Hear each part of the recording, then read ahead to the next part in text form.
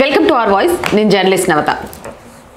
తెలంగాణ ముఖ్యమంత్రి రేవంత్ రెడ్డి ఈ మధ్య మాట్లాడుతున్న వ్యాఖ్యలు ఆవేశంతోనా, కోపంతోనా, లేదా ఇచ్చిన మాటను నెరవేర్చుకోలేదు కాబట్టి ఎక్కడ ప్రజలు తమను తప్పుపడతారా అని. కానీ ముఖ్యమంత్రి స్థాయిలో ఉన్నప్పుడు ఒక వ్యక్తి, అది సామెతే కావచ్చు, మరొకటే కావచ్చు, వాడేటప్పుడు చాలా చాలా జాగ్రత్తగా ప్రజలు హర్షించే విధంగా అసలు చెబుతున్న వాటికి ప్రధాన సిచ్యువేషన్స్కి సంబంధం ఉండేలాగా మాట్లాడాలి. కానీ ఎందుకో ఈ మధ్య రేవంత్ రెడ్డి వ్యాఖ్యల్లో అది లోపిస్తుందేమో అనిపిస్తుంది అంటున్నారు ప్రజలు. దీని గురించి ఎందుకు మాట్లాడుతున్నానంటే ముందు ఈ వీడియో చూడండి. కొత్త పిచ్చగాడు పొద్దుకూర్తాడు అన్నట్టు పొద్దున్న లేస్తే తలా ఒదిక్కు చేరి ఈ ప్రభుత్వాన్ని పని చేయనీయము అని అంటున్నారు. అందుకే తెలంగాణ సమాజాన్ని ఆలోచన చేయమని నేను అడుగుతున్నా. ఇవాళ 5 ఏళ్ల కోసం ఎన్నుకున్న ప్రభుత్వం అద్భుతాలు సృష్టిస్తుందా ఒకటే రోజు? ఎంత కండలు తిరిగిన 6 ప్యాక్ ఉన్న పిల్లగానికి 6 అడుగులు ఆజానుబాహు అంటారు కదా, అట్లాంటి కండలు తిరిగిన వాడికి పెళ్లి చేస్తే ఒకటే రోజు పిల్లలు అవుతారా చెప్పండి? కండలు తిరిగే ఉండొచ్చు, 6 అడుగుల ఉండొచ్చు, పెళ్లి చేస్తే ఒకటే రాత్రికి పిల్లలను చేయగలడా? వీడియో చూశారు కదా, మీకోసం ఇంకొకసారి నేను ఆ వీడియోని ప్లే చేసి వినిపిస్తాను. లేస్తే తలా ఒదిక్కు చేరి ఈ ప్రభుత్వాన్ని పని చేయనీయము అని అంటున్నారు. అందుకే తెలంగాణ సమాజాన్ని ఆలోచన ప్రభుత్వాన్ని పని చెయ్యనీయము అని ఎవరు అనట్లే. ప్రభుత్వం పని చెయ్యాలి. ఇచ్చిన మాటలు ఏవైతే, ఇచ్చిన వాగ్దానాలు ఏవైతే ఉన్నాయో వాటిని నెరవేర్చాలి అని చెప్తున్నారు.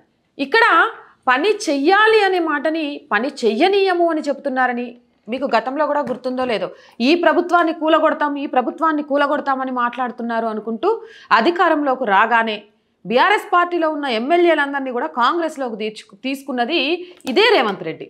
ఆ రోజు పాడిన పాట ఒకటి, జరిగిన నిజం ఒకటి. ఏవైతే గంజాయి మొక్కలు అని చెప్పాయో ఆ గంజాయి మొక్కల్ని ఈ తులసి వనంలోకి చేర్చుకున్న రేవంత్ రెడ్డి గతంలో కూడా ప్రజల సింపతిని గ్యాదర్ చేయడానికి తన తప్పులని లేకపోతే ఇచ్చిన మాటలని నెరవేర్చని విషయాన్ని కప్పిపుచ్చడానికి మా ప్రభుత్వాన్ని కూలగొడతా అంటారు. కానీ అది సాధ్యం కాదని, ప్రభుత్వాన్ని కూలగొట్టడం కాదు, ప్రతిపక్షంలో వీలైనంతగా ఎమ్మెల్యేలను లేకుండా చేయాలని ఆలోచన చేసింది కూడా ఇదే రేవంత్ రెడ్డి. నిజంగా ప్రజల ఆలోచన అయితే చేయాలి ఈ విషయంలో. నేను అడుగుతున్నా, ఇవాళ 5 ఏళ్ల కోసం ఎన్నుకున్న ప్రభుత్వం అద్భుతాలు సృష్టిస్తుందా ఒకటే రోజు? ఎవరు చెప్పారు?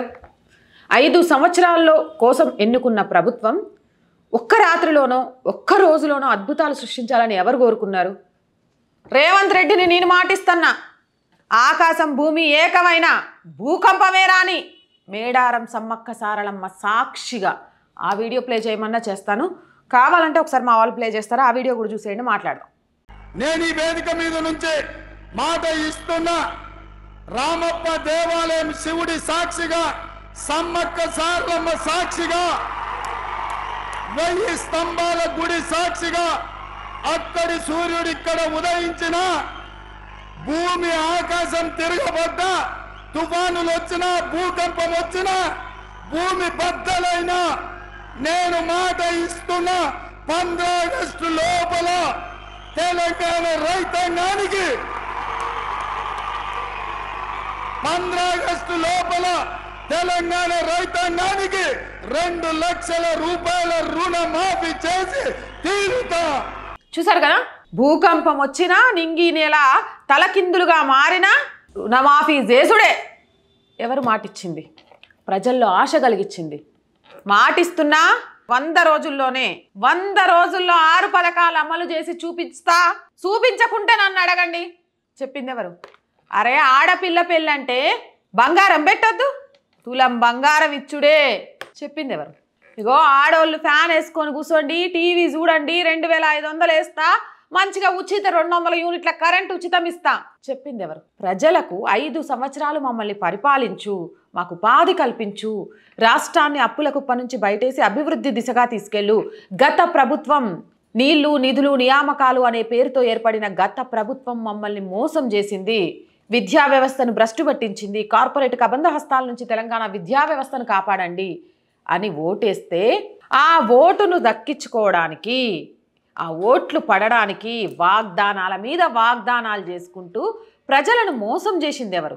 మీరిచ్చిన హామీ గడువులోపు ఎందుకు పూర్తి చేయలేదు అని అడిగితే ఈయన చెప్పిన సామె తినండి. కండలు తిరిగిన 6 ప్యాక్ ఉన్న పిల్లగానికి 6 అడుగులు ఆజాన్ బాహు అంటారు కదా, అట్లాంటి కండలు తిరిగిన వాడికి పెళ్లి చేస్తే ఒకటే రోజు పిల్లలు అవుతారా చెప్పండి? కండలు తిరిగే ఉండొచ్చు, 6 అడుగుల ఉండొచ్చు, పెళ్లి చేస్తే ఒకటే రాత్రికి పిల్లలను చేయగలడా? కొత్త పిచ్చగాడు పొద్దుకు అసలు ఏమి కంపారిజన్? కండలు తిరిగిండా లేకపోతే ఇంకొకళ్ళ? ఒక అమ్మాయికి ఒక అబ్బాయికి పెళ్లి చేసి 7 అడుగులు 3 ముళ్ళ తర్వాత వాళ్ళ వంశం అభివృద్ధి చెందాలి అని కోరుకుంటారు. దీవించేటోళ్ళు ఎవ్వరు కూడా త్వరలోనే మనవరాలనో ఇవ్వు, సంతాన ప్రాప్తిరస్తు అని దీవిస్తారు. కానీ ఆడు పెళ్లి చేసుకునేటప్పుడు ఇగో తెల్లారేసరికల్లా నీ కూతురు తల్లి చేస్తా అని చెప్పడు. సారీ, ఆయన లాంగ్వేజ్లో మాట్లాడాలి కాబట్టే మాట్లాడుతున్నా. కానీ అలా హామీలు ఇచ్చి మాట్లాడింది ఎవరు? తెలంగాణ ప్రజల ఆకాంక్షలకు ఎవడో పిల్లల్ని పుట్టిస్తాడా లేడా అనడానికి సంబంధం ఏంది అసలు?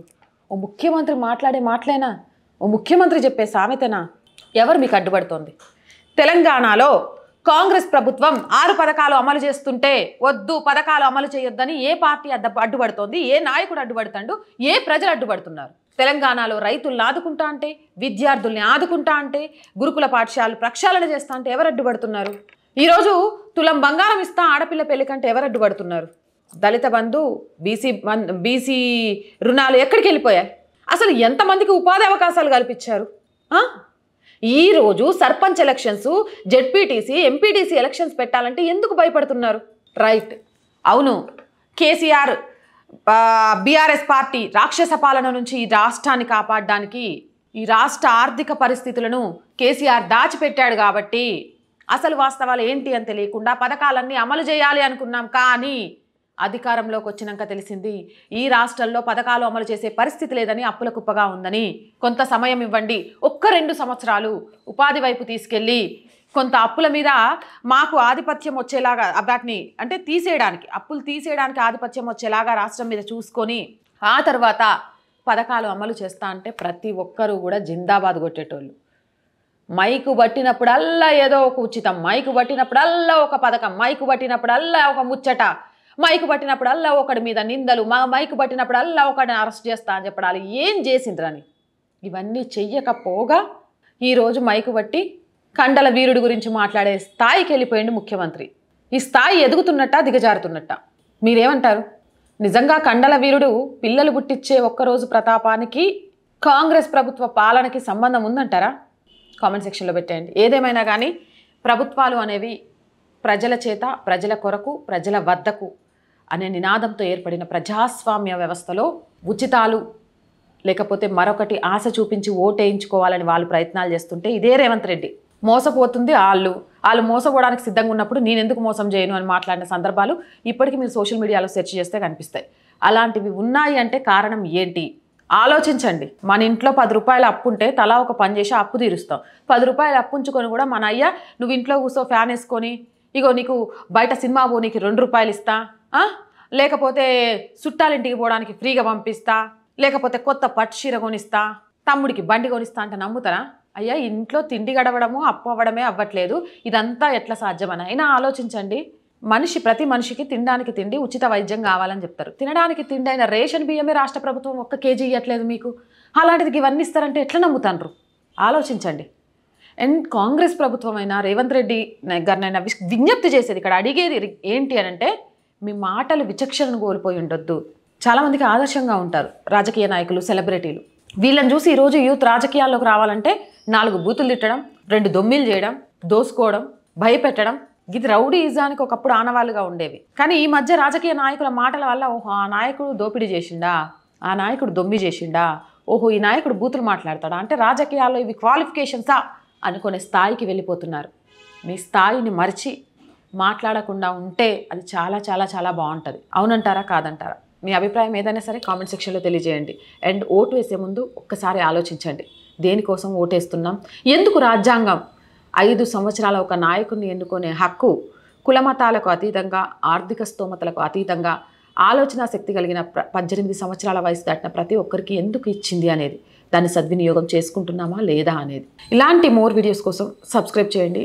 వీడియో నచ్చితే లైక్ చేయండి, షేర్ చేయండి. చాలామంది వీడియోస్ చూస్తున్నారు, సబ్స్క్రైబ్ చేయడం మర్చిపోతున్నారు. మళ్ళీ రిక్వెస్ట్ చేస్తున్నామండి, సబ్స్క్రైబ్ చేయండి, మర్చిపోకండి. దాంతోపాటు ఆర్థికంగా ఈ ఛానల్కి చేయూతగా నిలవండి. ఆర్థిక సహాయం చేయాలి అనుకునేవారు సబ్స్క్రిప్షన్ పక్కనే జాయిన్ అనే బటన్ ఉంది. 1 to 5 లెవెల్స్ ఉంటాయి. ఏదో ఒక లెవెల్లో సపోర్ట్ చేయండి. అలాగే స్క్రీన్ మీద గూగుల్ పే, ఫోన్పేతో పాటు అకౌంట్ డీటెయిల్స్ కూడా ఉంటాయి. మీకు తోచిన ఆర్థిక సహాయం చేయడం ద్వారా ఈ ఛానల్ని నిలబెట్టాలి అనే మా కలకు సాకారం చేసిన వాళ్ళు అవుతారు. అలాగే వ్యాపార ప్రకటనల కోసం 8328500576 నెంబర్ని సంప్రదించండి. జై హింద్, జై భారత్.